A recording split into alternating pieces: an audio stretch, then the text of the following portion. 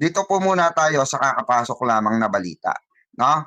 Ito pong syempre as usual, yung questionable na flood control project diyan po sa Davao City.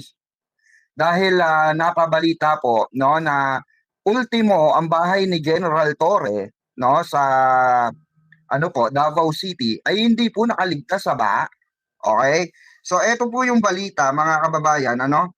Ayon sa post po ni General Nicolas Torre, okay? MMDA Director, tama. Ayan. So ito po mga kababayan ang kanyang post mga kababayan 22 minutes ago, 22 hours ago, okay? So pagkagising natin ito ang nagva-viral ngayon no sa Facebook. Ang kanyang post po, ang sabi niya rito mga kababayan, babasahin po natin malinaw po, babasahin po natin sa kanyang Facebook account. Kita ba kita? Ayan po ayan po. So, ito po ang pagkakasabi ni General Torre. Sanay tayo pa rin tawagin siya General Torre. No, dahil pag binibisita natin siya sa ano noon, sa Kamkrame, diyan sa CIDG office niya, talagang nasanay tayong tawagin siya General Torre. Ito ang bahay ko sa NHA Bangkal. Sabi niya gano'n. Talomo, Davao City. Barangay Talomo, Davao City. Kahit i-check pa sa Register of Deeds, nakapangalan sa aming mag-asawa ang titulo na yan. Malinaw po. Kaya oo, residente rin ako ng Davao City. At oo, may karapatan akong magtanong. Nako, eto na yung mainit na talagang sinugod ng mga DDS, mga kababayan. Karapatan kong magtanong, hindi ito ang unang beses na binaha ang aking bahay na iyan. Hindi lang ako nagpo-post dahil ayaw kong makulayan ng politika. Which is ganito kasi yun Alam natin nung mga panahon siya'y nasa CIDG at hinuli niya si tatay nilang Karton, 'di ba? Na lugain na sa dahik, no? Mga kababayan, hindi po talaga siya nagpo-post no ng bahay niya sa Davao City na binabaha. Recently na lamang po, eto na lang siya talaga nag-post nung nasa MMDA na siya kasi nga baka mahaluan ng politika na magkaroon ng double meaning pa. 'Di ba? Dahil siya ay nasa position as 'di ba, PNP chief. So eto po, tuloy natin. Hindi ito ang unang beses na binaha ang aking bahay na iyan. Hindi lang ako nagpo-post dahil ayaw kong mahaluan ng politika. Pero darating talaga ang panahon na kailangan ng itanong kung bakit paulit-ulit pa rin itong nangyayari. Tama nga naman, may punto nga naman si General Torre, mga kababayan. Pwedeng magtanong, 'di ba? Alam kong hindi lang kami ang dumaranas nito. Maraming pamilya sa Davao City ang paulit-ulit nang nalulubog sa baha. Taon-taon. Imagine taon-taon. Eto question lang kasi ito ni General Torre. Bakit nga ba hindi pa rin nasusolusyonan yan? Ilang dekada na ba Duterte ang umahawak dyan? 'Di ba? Ano bang nangyari sa 51 billion allocation budget ni 'di ba ni Pulong Duterte nung panahon ng kanyang tatay, 'di ba mga kababayan? Kaya karapatan ni General Torre at kahit na sinong Poncio Pilato, 'di ba na nadamay diyan sa baha na yan dahil nga hindi umano ay questionable itong flood control na sinasabi nila. 'Di ba? Dapat naman talaga na usisain 'yan. At dapat din masama 'yan sa usapin at pag-iimbestiga ng flood control ngayon, 'di ba mga kababayan, or sa susunod na hearing ng flood control dahil ang dami pong nasalanta at ang dami pong naapektuhan ng mga kababayan natin diyan from Davao City na until now po baha pa rin mga kababayan. Mabuti pa dito sa Maynila kahit papano bumahaman, kupa agad. 'Di ba? Hindi po ang nangyayari sa Davao City nagiging dagat after umulan. 'Di ba mga kababayan, ang tagal bumaba po ng tubig. Kaya pala tinatawag na to na no, na Singapore, mga kababayan. Oh, talaga naman dapat talagang questionin 'yan. Kaya hindi na po nakapagtimpi, no? Sumabog na po ang saloobin ni General Torre regarding po dito sa flood control na ito. Project ng mga Duterte, mga kababayan, especially ni Pulong, 'di ba? Oh, ituloy natin mga kababayan. Marami ang nagsabing normal lang daw ito dahil sa mountain runoff at catch basin ng ang Davao City. Maaaring totoo iyon. Pero hindi naman bago ang bundok, hindi rin bago ang ulan. Tama, may punto si General Torre ron, mga kababayan. Saan ba kasi dinala? Yung flood control, ano na yan, 'di ba? Budget na yan. At pampatayo ng mga infrastructure diyan. 51 billion 'yon. Nakakapagtaka talaga. At kailangan talaga maimbestigahan ito diyan sa Senado. Isama po, no? Doon sa mga ibang nasalanta at nagbabaha pa rin at matagal pa rin humupa. Kagaya ng mga Bulacan area, 'di ba mga kababayan? Oh. Kaya nga tayo gumagastos ng bilyong-bilyong piso sa flood control dahil alam natin may mountain runoff, may malalakas na ulan at may mga lugar na madaling bahain. Ang flood control ay hindi para pigilan ang ulan. Ang flood control ay para hindi umabot sa loob ng bahay ng tao ang baha. Di ba? Totoo naman. Yun po kasi ang purpose nun. Kaya nga, ang ginawa ni Pangulong Bongbong Marcos sa ibang parte ng Mindanao at Visayas, nagtayo po siya ng mga dam. Okay? And at the same time, flood control ano na po yun, di ba? Flood control area na po yun na doon po tatapon lahat ng dumediretso pababa, galing bundok. Kagaya ng ginawa po na kakatapos lang ni Pangulong Bongbong Marcos, yung kinalbo nung panahon ni Digongyo, 'di ba? Yung mining company na kinalbo yung sa bundok ng Visayas, 'di ba?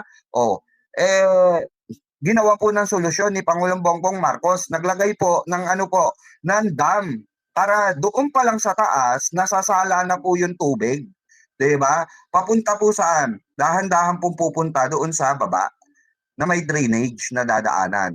Which is tama yun, yung ganong sistema, di ba? Mga kababayan. Kaso, hindi naman naisip talaga ng dating pamunuan yon or ng dating gobyerno, di ba? Dahil nga, mas inuna nila yung Parmali, di ba?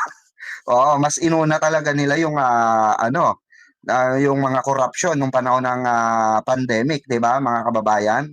Kaya nga hindi pa matapos-tapos yung issue ng Parmali na yan. Parmali scandal, 'di ba, mga kababayan? So tuloy natin, ang flood control ay para hindi umabot sa loob ng bahay ng tao ang baha. Kaya ang tanong ko ay simple.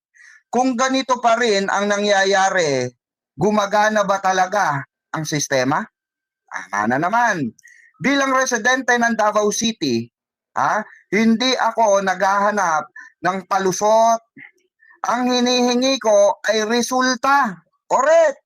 Kasi bakit? Isa kang isa kang homeowners diyan Isa kang taxpayer diyan sa nakikinabang ang pamunuang lungsod ng Davao City na pinamumunuan ng mga Duterte. Tama po ba, mga kababayan? For example, dito po sa atin sa Caloocan. For example lang may bahay tayo rito. May lupa tayo. 10 tayo nagbabayad ng amilyar taon-taon. 10 tayo nagbabayad ng tax taon-taon. Di ba po sa di ba? Diyan po sa natin, sa munisipyo natin, di po ba? At yan po ay yung pondo na yan ay pinapaikot po ng municipality o munisipyo para po sa ikakapondo po yan, pondo ng tax yan pondo po yan ng gobyerno, lokal na pamahalaan. 'Di ba, mga kababayan ko? So natural lang na magtanong si General Torre, mga kababayan, na resulta. 'Di ba? Hindi naman siya magrereklamo or hindi naman siya magtatanong kung nasaan na yung resulta kung walang nangyayaring ganyang klase ng anomalya. Anomalya po yan mga kababayan Hindi po biro yung taas ng tubig.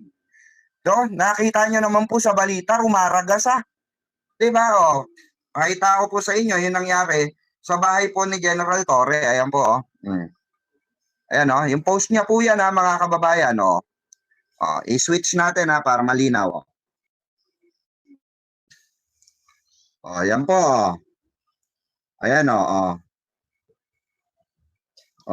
grabe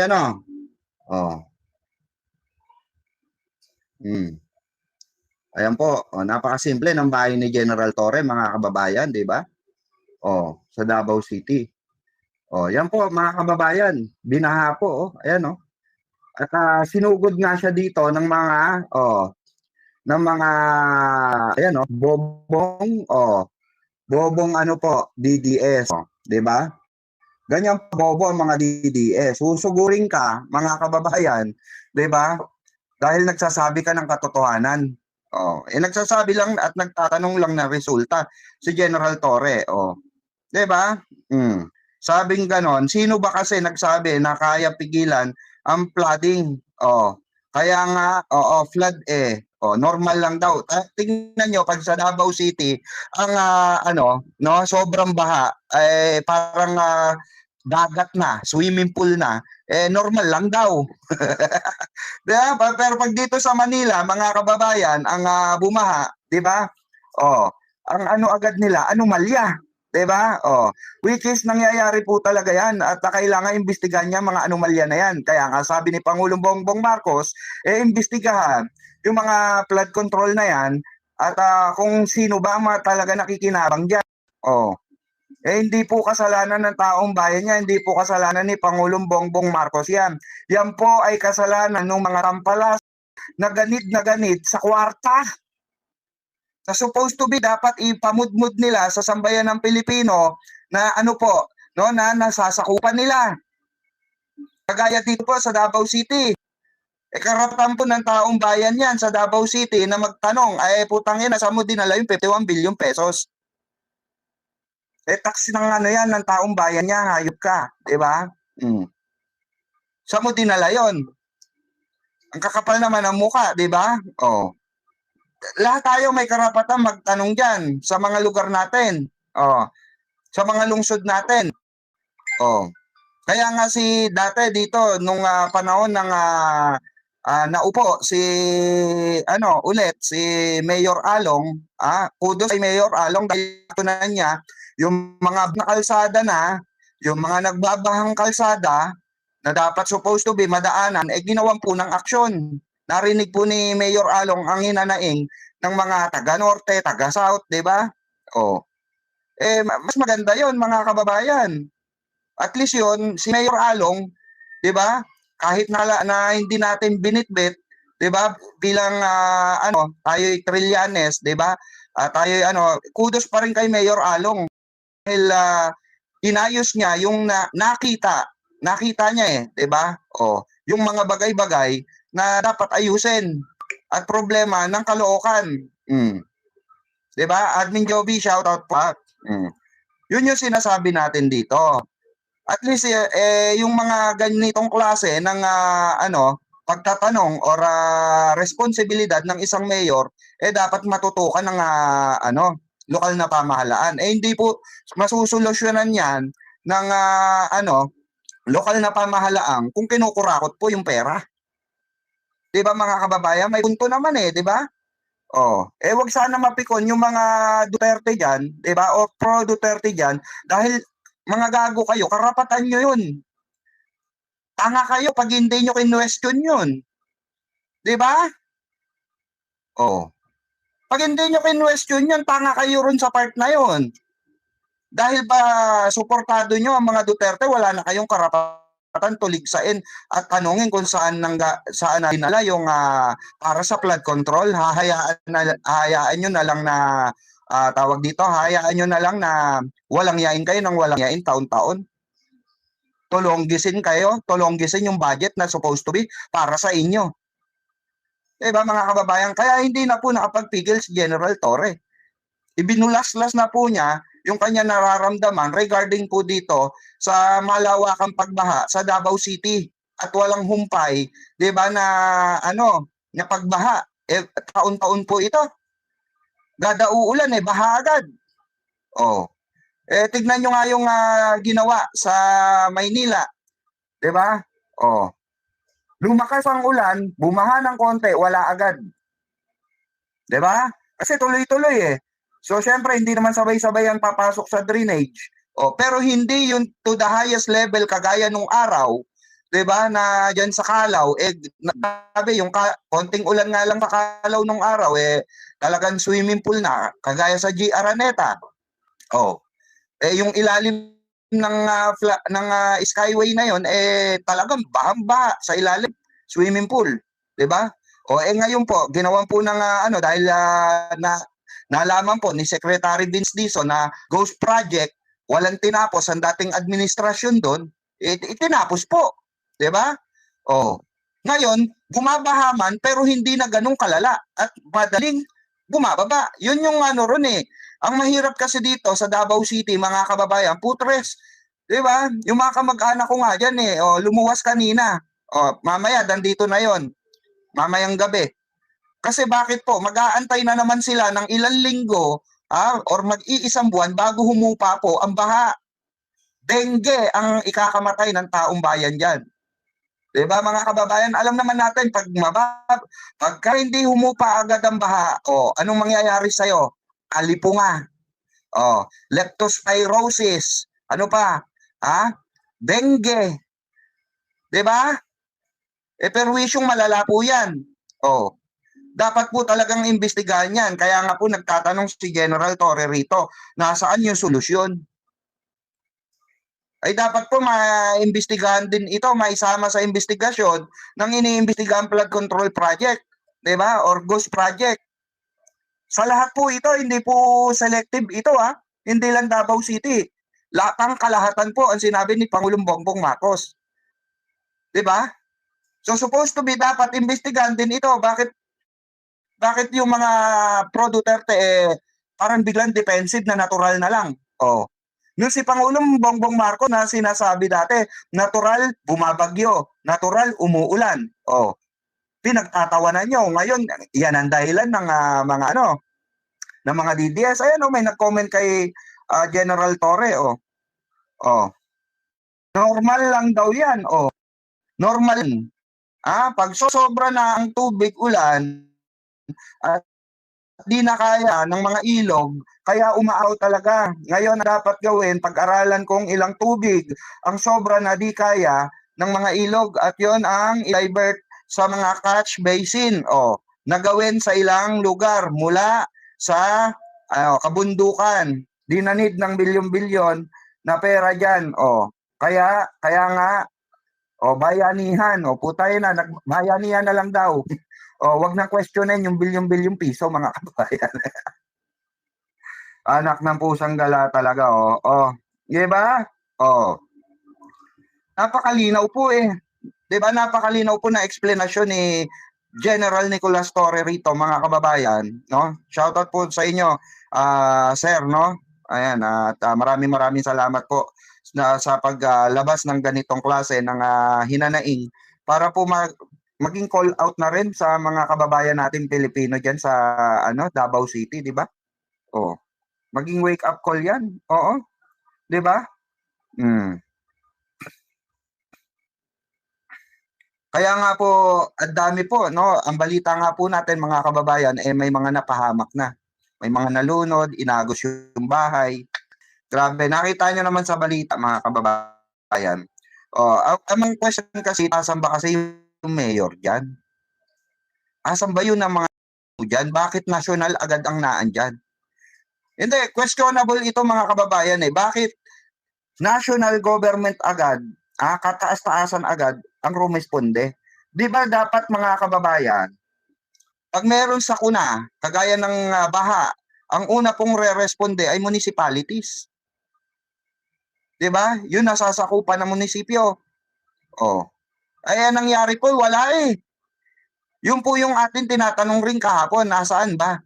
Saan ba kasi yung mayor nyo dyan? Eh, ang balita natin, mga kababayan, ayon sa balita, nasa labas ng bansa. Eh, yung ginagawa nyo dyan sa labas ng bansa. Yan ba nagpapasahod sa inyo? Netherlands ba? France ba? O sino ba nagpapasahod sa inyo? Eh, di ba't mga Pilipino nagpapasahod sa inyo? Baste, Pulong, Sara. Oh. Naturingang ano nyo ito, pinagmamalaki nyo. 'Di ba? Naturingan na pinagmamalaki nila. Asan si Sara andun sa London, nangangampanya mga kababayan. Wala pang election, nangangampanya na. As if naman makaboto yung mga lahat ng taga London doon. Eh, hindi naman nabutante dito 'yon. 'Di ba? Gangster, you know, we do that better than anybody. I bet you got it twisted, you don't know who to trust. So many player hating niggas trying to sound like us. Say they ready for the front, but I don't think they know it. Straight to the depths of hell is where them cowards going. Well, all you still down, nigga, holler when you see me. And let these devils be sorry for the day they finally free me. I got a caravan of niggas every time we ride. Hitting motherfuckers up when we pass by. Until I die, live the life of a boss player.